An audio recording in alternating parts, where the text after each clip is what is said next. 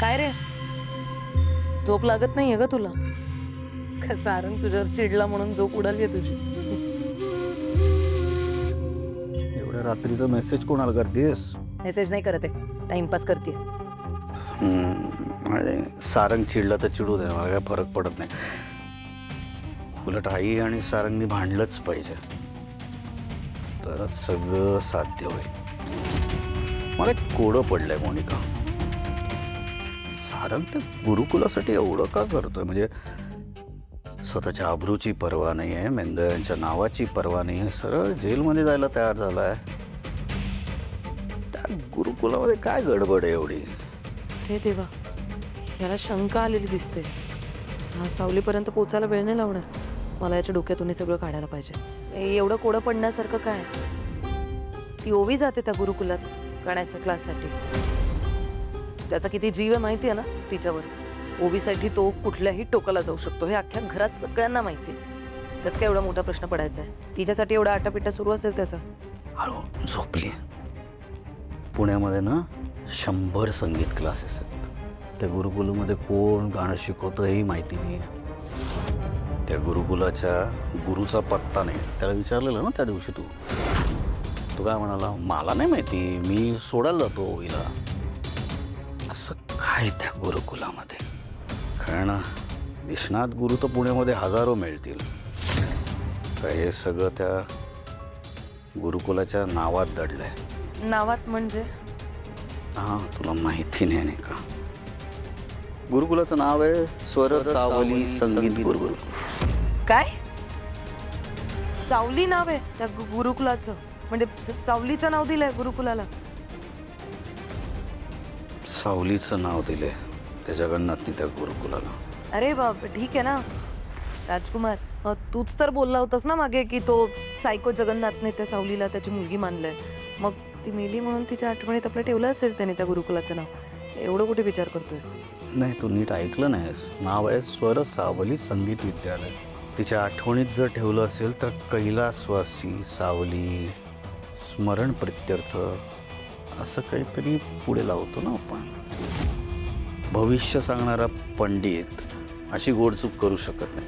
हो, पण त्या भविष्यात वाणी करणाऱ्या म्हाताऱ्या पंडिताला माहीतच नसेल त्याची मुलगी मेली आहे, तर तो तरी काय करणार? आणि जर का ती जिवंत असेल तर खंड्या माझ्याशी खोटं बोलला असेल तर, त्याने त्या दिवशी सावलीचा गेमच नसेल वाजवला तर, आणि पैसे कोणीतरी दिले म्हणून तो माझ्याशी खोटं बोलला असेल तर. ए राजकुमार, तू काही काय बडबड करतोय सरे? हे बघ, रात्रीचे किती वाजले, हे असं काहीतरी भूतांसारखी बडबड नको करूस प्लीज. सावली मेली आहे, मेली आहे सावली. झोप गपचूप. खंड्या सापडला पाहिजे. एकदा का तो सापडला की सगळं खरं काय ते सांगेल. अरे तू टेन्शन नको घेऊ. Good night Monica. बाय. हा राजकुमार काय आता गप्प बसणार नाही. मला त्या खंड्याला याच्या आधी शोधायला हवं. म्हणजे काहीही झालं तरी राजकुमार, खंड्या आणि सावली या दोघांपर्यंतही पोचायला नको. ती सावली जिवंत आहे हे राजकुमारला कळता कामा नये. कारण सावली मला या घरात हवी आहे, या घरची सून म्हणून. हे सगळं खानदानी वैभव आणि संपत्ती मला मिळवून देण्याची एकमेव चावी आता ती सावलीच आहे.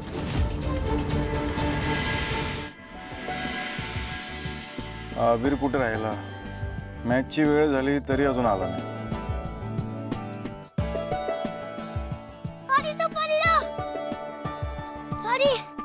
किती वेळ आहे? पाव किलो. अहो सुपर हिरो, मला घरातून निघताना सगळं बघून निघावं लागत असतं ना हो. नाही ते मला म्हणून तर गाडी तुझ्या घरासमोर आणून उभी केली. तुला चालायला लागायला नको, उगाच पुढे ट्रॅफिक पण लागायला नको. थँक्यू हा सुपर हिरो. सुपर हिरो चला लवकर निघूयात म्हणतो मी. उशीर होत असतो आपल्याला.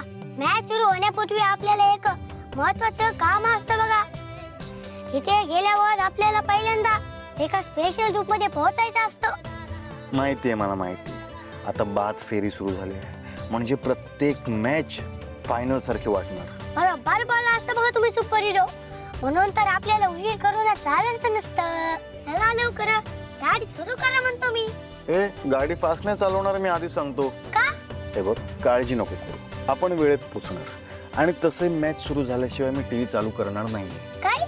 पण का सुपर हिरो?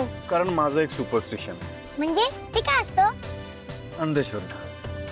म्हणजे लहानपणापासून माझी एक अंधश्रद्धा आहे की किक ऑफ म्हणजे मॅच सुरू होण्याआधी जर मी टीव्ही चालू केला तर माझी टीम नाही जिंकत. असं काय नसतं बघा सुपर हिरो. असू नको, असं असतं. मला माहिती आहे, मला अनुभव आहे. लहानपणापासून असं खूपदा झालं, म्हणून आजपर्यंत मी हा नियम पाळतोय. हा सुपर हिरो, तुम्ही ना जुन्या विचारांचे असता म्हणून असं बोलत असता. पण आता सगळं बदललं असतं की हो, जग खूप पुढे गेलं असतं. मित्रा, ओल्ड इज गोल्ड. मेसीला बघ कसा धुमाकूळ घालतोय मैदानात, काय भारी खेळतोय. रोनाल्डो बघ, लेजंड्स असतात. तुम्ही म्हणता तसं खरं असेलही, पण हा वर्ल्ड कप आताच्या म्हणजे एकदम यंग प्लेयरचा असतो बघा. एम्बापे फरमात असतो बघा. आता मला तर वाटतं लामिन यमाल आणि जमाल मुसियाला हे तर सगळ्यांना शॉकच देत असतात बघा. बघा माझं बोलणं खरं ठरत असतं का नाही ते. हे बघ, ते टॅलेंटेड आहेतच, यात शंका नाहीच आहे. नुसतं टॅलेंटेड नाही, ते भविष्यातले सुपरस्टार्स असतात म्हणतो मी. बघूयात. कारण काय, अशा मोठ्या स्पर्धांमध्ये मोठ्या खेळाडूंचा बेस्ट गेम बाहेर येत असतो. आणि नवीन स्टार जन्माला येत असतात की हो. वा वीर, अगदी बरोबर बोललास तू. मग हुशार असतो की हो मी. आता वर्ल्ड कप संपल्यावर बघूयात कुणाचं बोलणं खरं ठरत असतं ते. चला लवकर, उशीर होत असतो आपल्याला. गाडी स्टार्ट करा. फुटबॉल एक्सपर्ट, काळजी नका करू, आपल्याला उशीर नाही होणार. आपण वेळेत पोचू. आधी तो बेल्ट लावा. चला आता लवकर, चौथा गेअर टाका डायरेक्ट.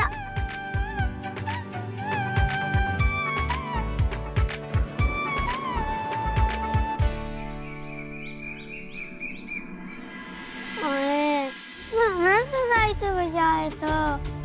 ते तर नवीन शाळा, नवीन लोक, नवीन मित्र. मला नाही जायचं शाळेत. अजिबात नाही अबीर. तर आजोबांच्या ओळखीमुळे कसं कसं ऍडमिशन झालंय, त्यातून नाटकं करू नकोस अजिबात. अबीर, असं नसतं करायचं रे. शिक्षण खूप महत्वाचं असतं. आणि आज तर शाळेचा पहिला दिवस. अरे उलट शाळेत नवीन बाई तुला नवीन नवीन गोष्टी शिकवत असतात, नवीन नवीन खेळ खेळायला मिळत असतात, आणि सगळ्यात महत्वाचं नवीन नवीन मित्रमैत्रिणी भेटत असतात. अहो व्यंकटेश काका, मित्र तर गुरुकुलात पण होते ना. पण गुरुकुल बंद झालं म्हणून सगळेच निघून गेले असतात. मला कुणीच भेटत नसतं बघा. अबीर बाळ माझं एक, गुरुकुल पुन्हा चालू होईल ना, तेव्हा तिथले मित्र तर तुला भेटतीलच. पण इथले नवीन शाळेतले नवीन मित्र, त्यांना घेऊन सुद्धा गुरुकुलात जायचंय की नाही? ते खरंच आहे. Good boy.